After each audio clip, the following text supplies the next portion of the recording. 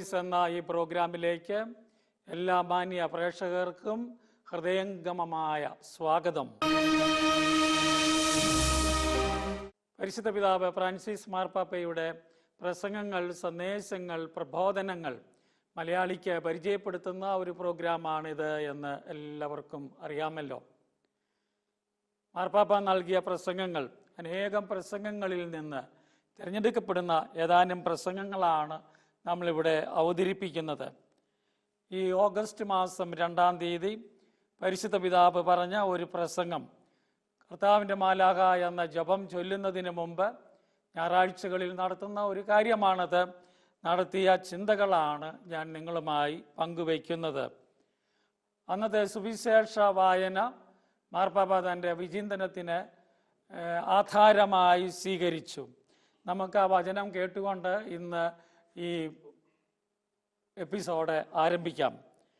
ഈശോ ഇത് കേട്ട് അവിടെ നിന്ന് പിൻവാങ്ങി വഞ്ചിയിൽ കയറി തനിച്ച് ഒരു വിജന സ്ഥലത്തേക്ക് പോയി. ഇതറിഞ്ഞ ജനക്കൂട്ടം പട്ടണങ്ങളിൽ നിന്ന് കാൽനടയായി അവനെ പിന്തുടർന്നു. അവൻ കരയ്ക്ക് ഇറങ്ങിയപ്പോൾ വലിയ ഒരു ജനക്കൂട്ടത്തെ കണ്ടു. അവരുടെ മേൽ അവന് അനുകമ്പ തോന്നി. അവരുടെ ഇടയിലെ രോഗികളെ അവൻ സുഖപ്പെടുത്തി. സായാഹ്നമായപ്പോൾ ശിഷ്യന്മാർ അവനെ സമീപിച്ച് പറഞ്ഞു, ഇതൊരു വിജന സ്ഥലമാണ്, നേരവും വൈകിയിരിക്കുന്നു. ഗ്രാമങ്ങളിൽ പോയി തങ്ങൾക്ക് ഭക്ഷണം വാങ്ങാൻ ഈ ജനക്കൂട്ടത്തെ പറഞ്ഞ് അയക്കുക. എന്നാൽ ഈശോ പറഞ്ഞു, അവർ പോകേണ്ടതില്ല, നിങ്ങൾ തന്നെ അവർക്ക് ഭക്ഷണം കൊടുക്കുവിൻ. അവർ പറഞ്ഞു, 5 അപ്പവും 2 മത്സ്യവും മാത്രമേ ഇവിടെ ഞങ്ങളുടെ പക്കലുള്ളൂ. അവൻ പറഞ്ഞു, അത് എൻ്റെ അടുത്ത് കൊണ്ടുവരിക. അവൻ ജനക്കൂട്ടത്തോടെ പുൽത്തകിടിൽ ഇരിക്കാൻ കൽപ്പിച്ചതിന് ശേഷം 5 അപ്പവും 2 മത്സ്യവും എടുത്ത് സ്വർഗത്തിലേക്ക് നോക്കി ആശീർവദിച്ച് അപ്പം മുറിച്ച് ശിഷ്യന്മാരെ ഏൽപ്പിച്ചു. അവർ അത് ജനങ്ങൾക്ക് വിളമ്പി. അവരെല്ലാവരും ഭക്ഷിച്ച് തൃപ്തരായി. ബാക്കി വന്ന കഷണങ്ങൾ 12 കുട്ട നിറയെ അവർ ശേഖരിച്ചു.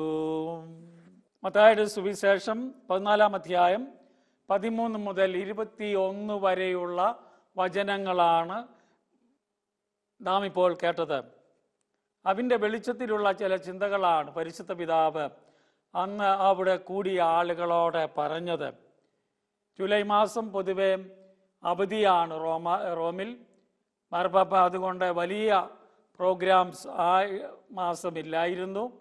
ഓഗസ്റ്റ് മാസം ആരംഭത്തിൽ തന്നെ അദ്ദേഹം പതിവ് പോലെ തൻ്റെ പ്രസംഗ പരിപാടികളിലേക്ക്,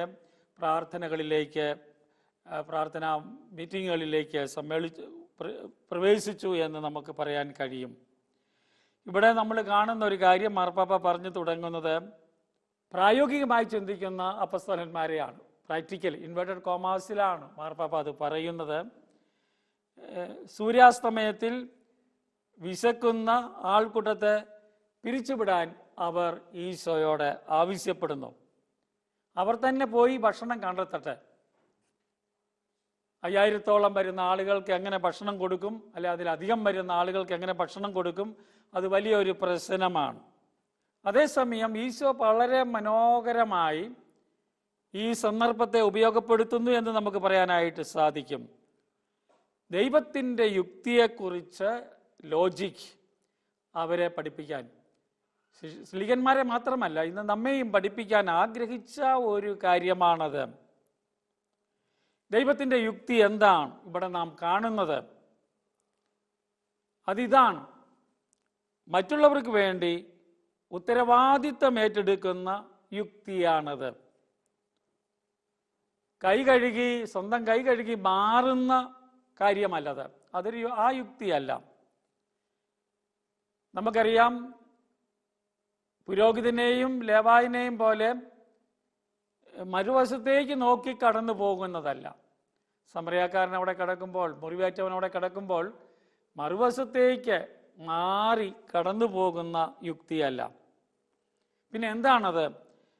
മറ്റുള്ളവർക്ക് വേണ്ടി ഉത്തരവാദിത്തം ഏറ്റെടുക്കുന്ന യുക്തിയാണത്. അവർ തന്നെ കണ്ടെത്തട്ടെ. ആ വാക്ക് മാർപ്പാപ്പ പറയുകയാണ്, ക്രൈസ്തവ വൊക്കാബുലറിയിൽ, പദാവലിയിൽ ഉണ്ടാകാൻ പാടില്ല. അവർ തന്നെ കണ്ടെത്തട്ടെ. നമുക്കൊരു ഉത്തരവാദിത്വമുണ്ട് എന്നത് സൂചിപ്പിക്കുകയാണ്.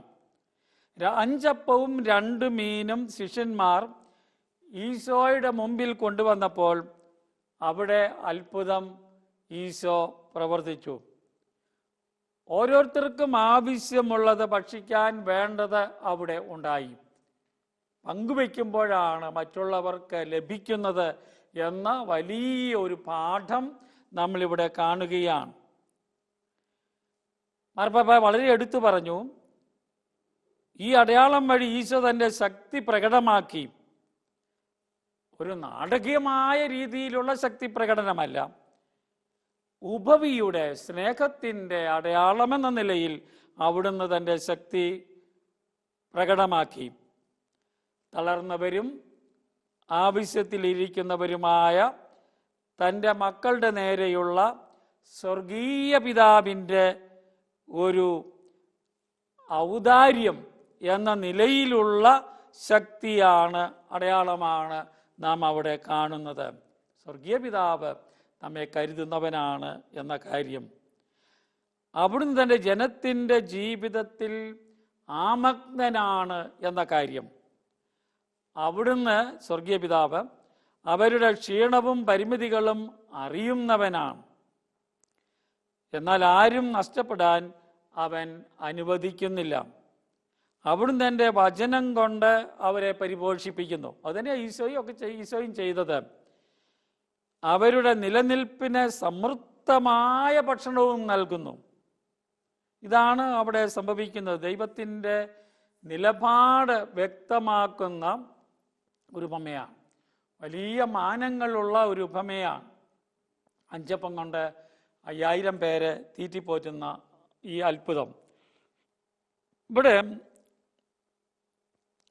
അപ്പം വർദ്ധിപ്പിച്ച ഈ അത്ഭുതവും ദിവ്യകാരുണ്യവും തമ്മിലുള്ള ബന്ധം പരിശുദ്ധ പിതാവ് നമ്മുടെ മുമ്പിൽ വിശദമാക്കുന്നുണ്ട്. ദിവ്യകാരുണ്യ അപ്പം അത് നിത്യജീവന്റെ ഭക്ഷണമാണ്, പോഷണമാണ്.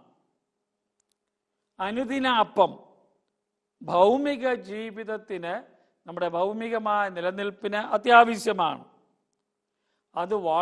ഇത് തമ്മിലുള്ള ബന്ധം വളരെ ഗാഢമാണ്, വളരെ ശ്രദ്ധാർഹമാണ് എന്ന് പാപ്പ നമ്മളെ ഓർമ്മിപ്പിക്കുകയാണ്.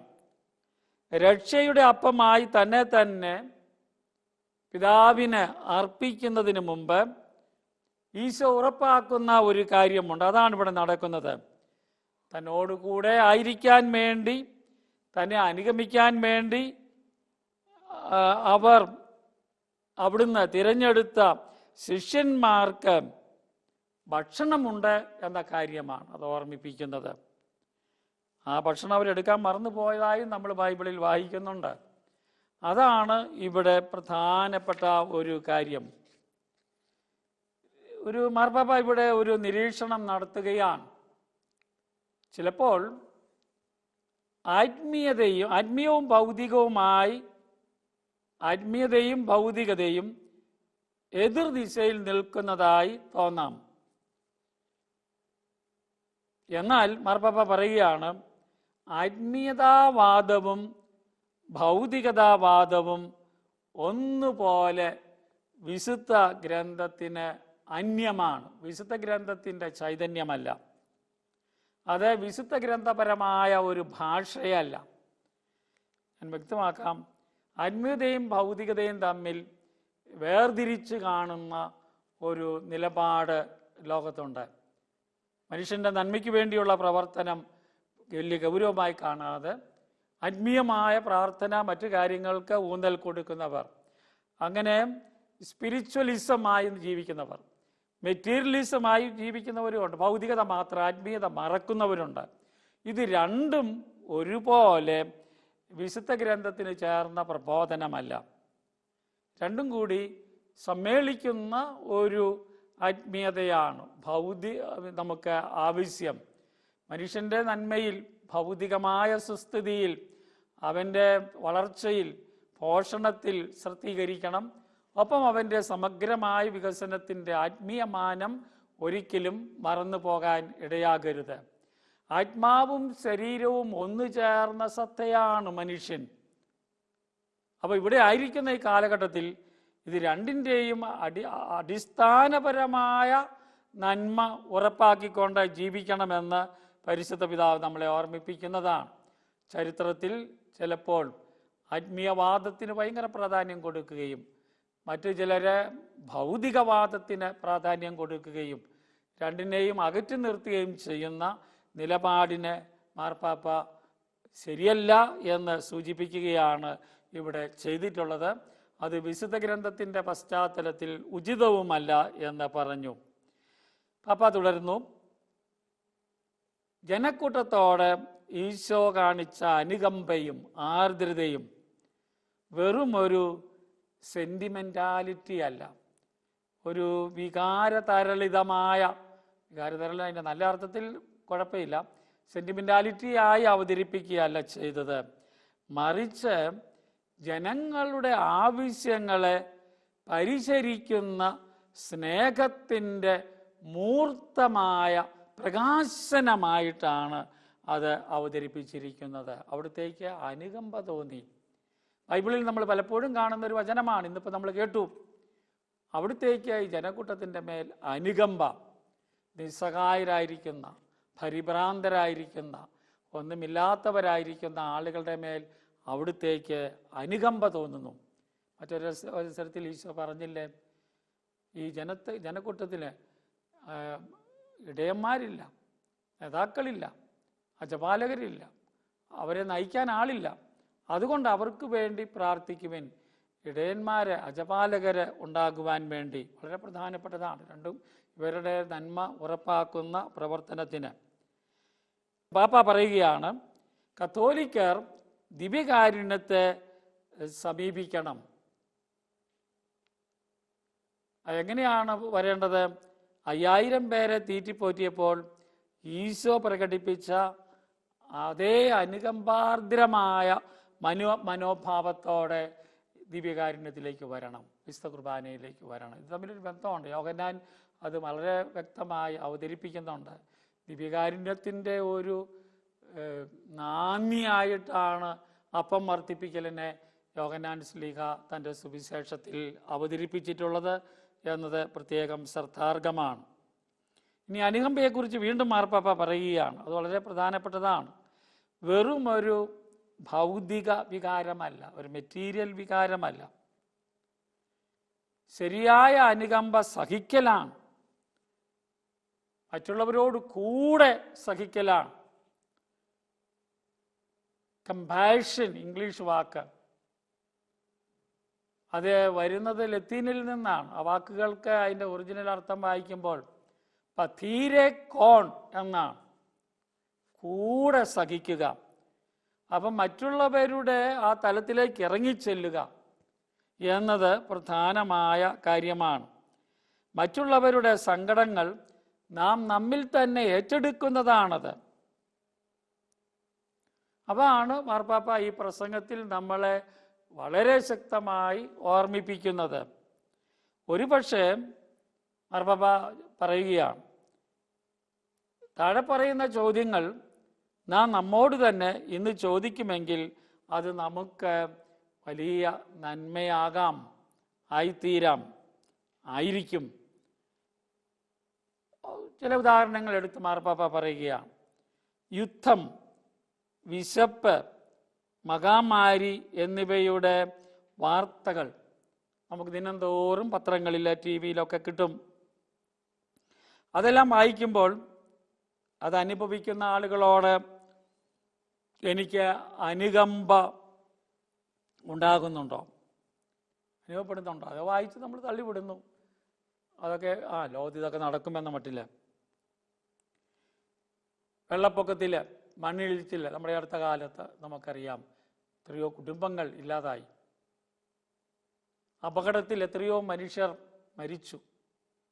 ഇതെല്ലാം സംഭവിക്കുമ്പോൾ എനിക്ക് അവരോട് ഒരു അനുകമ്പ ഉണ്ടാകുമോ? ദൈവത്തിനുണ്ടായിരുന്ന അനുകമ്പ ഉണ്ടാകുമോ?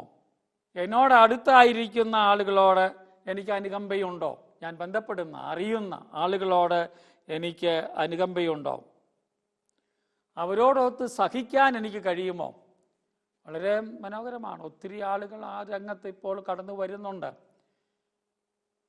നമ്മൾ കണ്ടതാണ്. അവരെ രക്ഷിക്കാൻ, രക്ഷാപ്രവർത്തനത്തിൽ ഏർപ്പെടാൻ ആളുകൾ വരുന്നു. എന്നാൽ ഒട്ടനവധി ആളുകൾ അത് എൻ്റെ കാര്യമല്ല എന്ന് പറഞ്ഞ് മാറാം. ഇവിടെ അഥവാ ഇങ്ങനെയുള്ള പ്രശ്നങ്ങൾ വരുമ്പോൾ, എൻ്റെ സമീപത്ത് നടക്കുമ്പോൾ ഞാൻ മറുവശത്തേക്ക് മാറി നടക്കുകയാണോ? കണ്ടില്ലെന്ന് വയ്ക്കുകയാണോ? അവർ തന്നെ അവരുടെ കാര്യം നോക്കട്ടെ എന്ന് പറയുകയാണോ? അവർക്ക് വേണ്ടത് അവർ ഉണ്ടാക്കട്ടെ. സ്ലീഹന്മാർ അന്നേരപ്പോൾ പറഞ്ഞത് അങ്ങനെയാണല്ലോ. അവർ പോയി കണ്ടെത്തട്ടെ സ്വന്തമായി അവർക്ക് ആവശ്യമുള്ളത്. അപ്പോൾ ഇതാണ് മാർപ്പാപ്പയുടെ ചോദ്യങ്ങൾ. ഈ ചിന്തകൾ വെച്ചുകൊണ്ട് നമ്മളെ നിരന്തരം ലോകത്തെ ഓർമ്മിപ്പിക്കുന്നത് മറ്റുള്ളവരുടെ കാര്യങ്ങളെക്കുറിച്ചുള്ള ചിന്ത വേണം. കഴിഞ്ഞ എപ്പിസോഡിൽ നമ്മൾ കേട്ടതാണ്, കുടിയേറ്റക്കാരുടെ പ്രശ്നങ്ങൾ വരുമ്പോൾ അവരെ തള്ളിക്കളയാതെ സ്വീകരിക്കാനുള്ള മനോഭാവം വേണം എന്നൊക്കെ പറയുമ്പോൾ ആവശ്യത്തിലിരിക്കുന്നവരെ സഹായിക്കണം.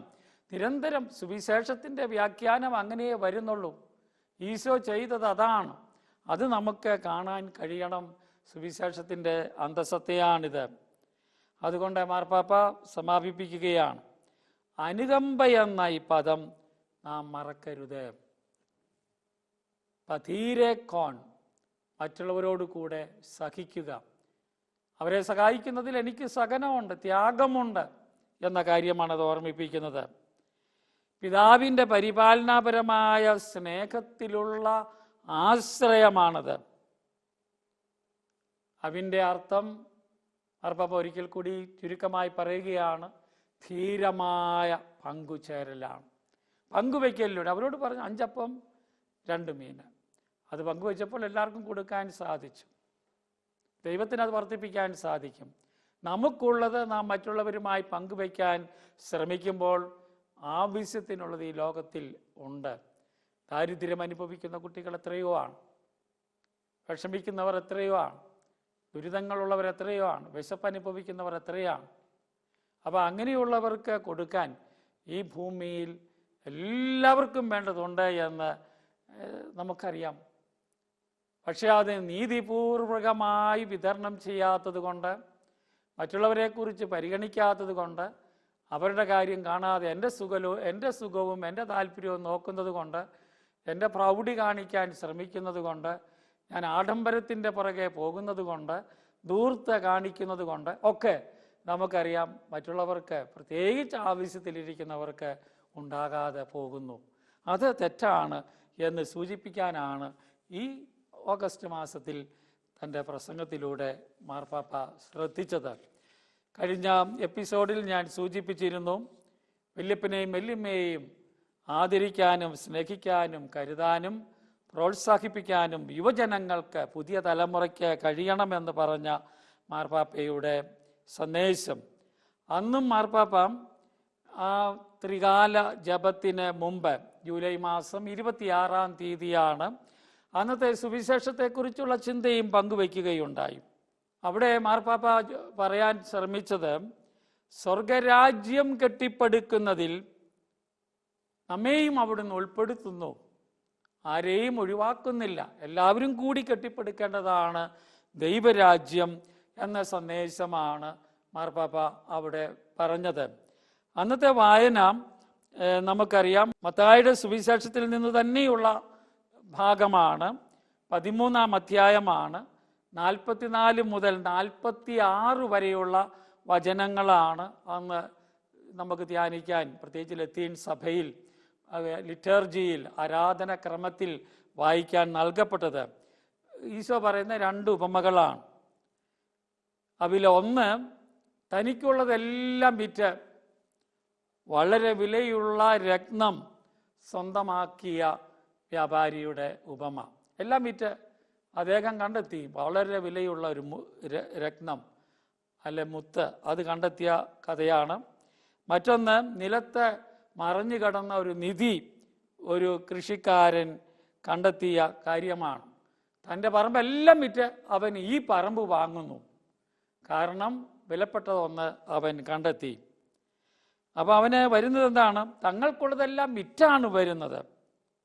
ഒരു തരത്തിലുള്ള ഒരു സുരക്ഷിതത്വം ഉപേക്ഷിച്ചിട്ടാണ് അവർ വരുന്നത്. ഭൗതികമായ സുരക്ഷിതത്വം ഉപേക്ഷിച്ചിട്ടാണ് വരുന്നത്. ഈശോ നൽകുന്ന പാഠം ഇതാണ്. ആ ഉപമകളിലൂടെ ഈശോ ദൈവരാജ്യത്തെപ്പറ്റി പറയുന്ന ഉപമകളാണ്. ദൈവരാജ്യം കെട്ടിപ്പടുക്കുന്നതിന് ദൈവത്തിൻ്റെ കൃപ വേണം, മാത്രം പോരാ, മനുഷ്യവർഗത്തിൻ്റെ സജീവമായ സഹകരണവും സന്നദ്ധതയും ആവശ്യമുണ്ട് എന്നാണ്. അതുവഴി അത് കെട്ടിപ്പടുക്കപ്പെടുകയുള്ളൂ. ത്യാഗപൂർവമായ ഒരു അർപ്പണത്തിലൂടെയേ അത് കെട്ടിപ്പടുക്കപ്പെടുകയുള്ളൂ. അവിടെ മാർപ്പാപ്പ പറഞ്ഞു, നമ്മുടെ വിശ്വാസത്തിൻ്റെ ഒരു തലമാണ് എല്ലാം കൃപയാലാണ് നടക്കുന്നത്. എല്ലാം മാർപ്പാപ്പ എടുത്തു പറയുകയാണ്. എന്നാൽ നമ്മുടെ ഭാഗത്തു നിന്ന് എന്താണ് വരേണ്ടത്? ആ കൃപ സ്വീകരിക്കാനുള്ള സന്നദ്ധത ആവശ്യമുണ്ട്. അതാണ് നാം ചെയ്യേണ്ടത്. കൃപയെ എതിർക്കാതിരിക്കുക. നമ്മൾ കൃപയോട് സഹകരിക്കാതെ പോകുന്നുണ്ട്, പലപ്പോഴും മൈൻഡ് ചെയ്യാറ്, തള്ളിക്കളയാറുണ്ട്. കൃപ എല്ലാം ചെയ്യും മാർപ്പാപ്പ പറയും. എന്നാൽ അത് നമ്മുടെ ഉത്തരവാദിത്വവും സന്നദ്ധതയും ആവശ്യപ്പെടുന്നുണ്ട്. അതുകൂടെ സ്വീകരിക്കും. അങ്ങനെയാണ് ദൈവരാജ്യം കെട്ടിപ്പടുക്കാൻ നമുക്ക് സാധിക്കുന്നത്. ഇന്ന് മനുഷ്യരുടെ ജീവിതങ്ങൾ വെറും സാധാരണമായിരിക്കുന്നു. പാപ്പ പറയാം, മീഡിയോക്കർ, ഡള്ളായിരിക്കുന്നു. പലരുടെയും ജീവിതം ഡള്ളാണ്, വിരസമാണ്,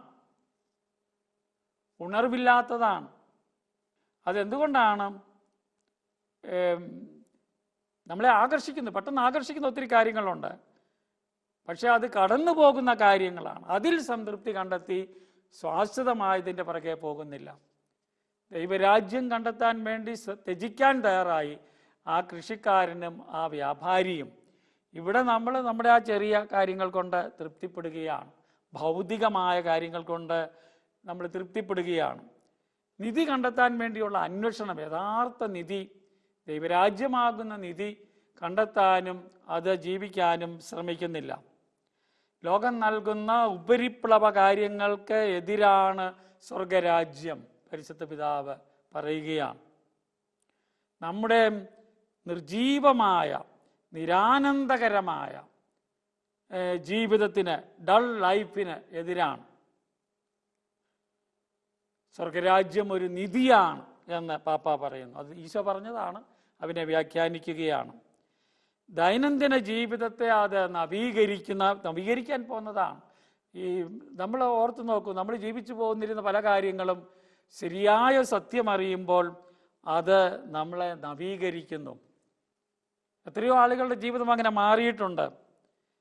വെറുതെ ഭൗതികമായി ജീവിച്ച് തകർന്ന ആളുകൾ ധ്യാനങ്ങളിലൂടെ സുവിശേഷം കേട്ട് അവരുടെ ജീവിതത്തെ നവീകരിച്ചതിന് എത്ര വേണമെങ്കിലും ഉദാഹരണങ്ങൾ നമുക്ക് ചുറ്റും കണ്ടെത്താനായിട്ട് സാധിക്കും. വിശാല ചക്രവാളങ്ങളിലേക്ക് വളരാൻ അത് നമ്മളെ സഹായിക്കും. നമ്മുടെ ഇടുങ്ങിയ തരത്തിൽ മാത്രം ജീവിക്കുന്ന, ഇന്നും ഇടവകയിലേക്ക് ഇരിക്കുമ്പോൾ എനിക്കുള്ള ഏറ്റവും വലിയ വേദന ഇതാണ്. ഒട്ടനവധി ആളുകൾ അവർ ജീവിച്ചു പോരുന്ന, അവരുടെ അറിവില്ലായ്മ കൊണ്ടാണ്, അജ്ഞത കൊണ്ടാണ്. അവർ ചില പെറ്റി ഇൻട്രസ്റ്റ്, ഭൗതികമായ കാര്യങ്ങൾ മാത്രം ചെയ്ത് അങ്ങ് ജീവിക്കുന്നു. അത് കാര്യമായി അവരെ വളർത്തുന്നില്ല, സമാധാനം നൽകുന്നില്ല, ഉപരിപ്ലവമായ രീതിയിൽ പോകുന്നു. ഇത് മാർപ്പാപ്പ എപ്പോഴും ഉപരിപ്ലവമായ കാര്യങ്ങളുടെ പിറകെ പോകാതെ, മായകളുടെ പിറകെ പോകാതെ, യഥാർത്ഥത്തിലുള്ള സത്യത്തെയും നീതിയെയും സ്നേഹത്തെയും കണ്ടെത്തി ജീവിക്കാനുള്ള ആഹ്വാനം നൽകുകയാണ്. സുവിശേഷം നൽകുന്നത് അതാണല്ലോ. മാർപ്പാപ്പ പറയുകയാണ്, ഈ നിധി കണ്ടെത്തിയവർക്ക് ക്രിയാത്മകവും അന്വേഷണാത്മകവുമായ ഹൃദയമുണ്ട്. ആ ഹൃദയത്തിൽ നിന്നാണ് അത് വരുന്നത്. അത് വെറുതെ ആവർത്തിക്കുന്നതല്ല, മറിച്ച് കണ്ടുപിടിക്കുന്നതാണ്, നവമായി കണ്ടെത്തുന്നതാണ്, പുതിയ പാതകൾ തെളിക്കുന്നതാണ്, ആ പാതയിലൂടെ മുന്നോട്ട് പോകുന്നതാണ്. അപ്പോൾ അങ്ങനെ പോകുന്ന പോക്ക് സുവിശേഷം നമ്മെ എങ്ങോട്ട് കൊണ്ടുപോകും? ദൈവസ്നേഹത്തിലേക്ക് കൊണ്ടുപോകും. ഏറ്റവും അടിസ്ഥാനപരമായിട്ടുള്ളത് അതാണ്. ദൈവസ്നേഹത്തിലേക്ക് നമ്മളെ കൊണ്ടുപോകും. മറ്റുള്ളവരോടുള്ള സ്നേഹത്തിലേക്ക് അത് കൊണ്ടുപോകും. മറ്റുള്ളവരെ സ്നേഹിക്കാൻ നമ്മളെ സഹായിക്കും. നമ്മെ തന്നെ ശരിയായി സ്നേഹിക്കുന്നതിനും അത് നമ്മളെ സഹായിക്കും. അതിലേക്ക് നമ്മളെ നയിക്കുന്നതാണ്. ഇത് നമ്മൾ ഓർക്കണം. അതുകൊണ്ടാണ് സ്നേഹത്തെക്കുറിച്ചുള്ള കൽപ്പന ഏറ്റവും പ്രധാനമായി നൽകിയിരിക്കുന്നത്. രക്ഷപ്പെടാൻ എന്താ വേണ്ടത്? ദൈവമായ കർത്താവിനെ പൂർണ്ണ ഹൃദയത്തോടെ, മുഴുവാത്മാവോടെ, മുഴുശക്തിയോടെ നീ സ്നേഹിക്കണം. ഈശോ പറഞ്ഞതാണ്, പഴയ നിയമത്തിലുള്ളതാണ്. ആ നിയമജ്ഞനും അത് തന്നെ ഏറ്റു പറയുന്നുണ്ട്. അതുപോലെ നിന്റെ അയൽക്കാരനെയും, നോക്കിയത് ഒരുപോലെ വച്ചിരിക്കുന്നത്, അതുപോലെ നിന്റെ അയൽക്കാരനെയും നീ സ്നേഹിക്കണം. നിന്നെ പോലെ നിന്റെ അയൽക്കാരനെ സ്നേഹിക്കണം. നോക്കിക്കേ, ഈ 3 സ്നേഹങ്ങൾ ഒന്നിച്ചേ പോവുകയുള്ളൂ. 3 പേരുടെയും നന്മയാണ് നോക്കേണ്ടത്. അപ്പം മാർപ്പാപ്പ അത് നമ്മളെ ഒന്നുകൂടി ഓർമ്മിപ്പിക്കുകയാണ്. നമ്മൾ യഥാർത്ഥ പാതയിലേക്ക് വന്നാൽ, വഴിതെറ്റിയ പാതകളെല്ലാം വിട്ട് ശരിയായ പാതയിലേക്ക് വന്നാൽ എന്താണ് സംഭവിക്കുന്നത്? അത് നമ്മെ ദൈവസ്നേഹത്തിലേക്ക് നയിക്കും, മറ്റുള്ളവരെ സ്നേഹിക്കുന്നതിലേക്ക് നയിക്കും, തന്നെ തന്നെ ശരിയായി സ്നേഹിക്കുന്നതിലേക്ക് നയിക്കും. നമുക്ക് യഥാർത്ഥത്തിൽ നന്മയായിരിക്കുന്ന എന്താണ് എന്ന് കണ്ടെത്തും. അത് പ്രധാനമാണ്. അപ്പോൾ അതാണ് ജീവിതത്തിൽ സംഭവിക്കേണ്ടത്. അപ്പോൾ മാർപ്പാപ്പ പറഞ്ഞു, ഈ 2 വ്യക്തികളുടെ, ആ കൃഷിക്കാരൻ്റെയും ആ വ്യാപാരിയുടെയും മനോഭാവം സ്വീകരിക്കാൻ, അത് ഉൾക്കൊള്ളാൻ നാം എല്ലാവരും വിളിക്കപ്പെടുന്നു. അങ്ങനെ നാമും സ്വർഗരാജ്യത്തിൻ്റെ ആരോഗ്യകരമായ സ്വസ്ഥതയോടെയുള്ള അന്വേഷകരാകും എന്നാണ് പാപ്പ പറയുന്നത്. അത് ലൗകിക ഉറപ്പുകളുടെ, ലൗകികത തരുന്നൊരു ഉറപ്പുണ്ട്, അതിൻ്റെ വലിയ ഭാരം ഉപേക്ഷിക്കുന്ന കാര്യമാണ്. ലൗകിക ഉറപ്പുകൾ നമ്മെ രാജ്യത്വം അന്വേഷിക്കുന്നതിൽ നിന്നും അത് കെട്ടിപ്പടുക്കുന്നതിൽ നിന്നും നമ്മളെ തടയും. അതാണ് പ്രശ്നം. നമ്മൾ വെറും ഭൗതികരായി തീർന്നാൽ അത് നമ്മളെ ദൈവരാജ്യം അന്വേഷിക്കുന്നതിൽ നിന്നും അത് കെട്ടിപ്പടുക്കുന്നതിന് നമ്മളെ തന്നെ വിട്ടുകൊടുക്കുന്നതിൽ നിന്നും തടയും. അതുകൊണ്ട് തന്നെ ഈശോ പറഞ്ഞില്ലേ, നിങ്ങൾ ആദ്യം ദൈവരാജ്യം അന്വേഷിക്കുവിൻ, മറ്റുള്ളതെല്ലാം, ദൈവത്തിൻ്റെ നീതി അന്വേഷിക്കുവിൻ, ബാക്കിയുള്ളതെല്ലാം നിങ്ങൾക്ക് തരപ്പെടും. അത് നേരെയായി വരും. ഈ ഒരു വലിയ സത്യത്തിലേക്കുള്ള തുറവാണ് നമുക്കെല്ലാം ഉണ്ടാകേണ്ടത്. വിശുദ്ധിയുടെ ഒരു സാഹസികതയിലേക്ക് നമ്മെ തന്നെ സമർപ്പിക്കുന്നതിൻ്റെ അതുവഴി ഉണ്ടാകുന്ന സന്തോഷം നമുക്ക് നൽകും. പാപ്പായുടെ 2 സന്ദേശങ്ങൾ ഞാൻ നിങ്ങളുടെ മുമ്പിൽ വയ്ക്കുകയായിരുന്നു. 2 ഞായറാഴ്ചകളിൽ കർത്താവിൻ്റെ മാലാഖ ജപം ചൊല്ലുന്നതിന് അവിടെ ഒന്നിച്ചുകൂടിയ ആളുകളോട് മാർപ്പാപ്പ നൽകിയ സന്ദേശമാണ്. അത് ലോകത്തിന് മുഴുവനുമുള്ള സുവിശേഷ സന്ദേശമാണ്. നമുക്കത് ഹൃദയപൂർവ്വം സ്വീകരിക്കാം, അതേക്കുറിച്ച് ധ്യാനിക്കാം. അടുത്ത എപ്പിസോഡിൽ പരിശുദ്ധ പിതാവിൻ്റെ മറ്റൊരു സന്ദേശവുമായി നമുക്ക് കണ്ടുമുട്ടാനിടയാകട്ടെ. നമുക്ക് പരസ്പരം പ്രാർത്ഥിക്കാം. ദൈവം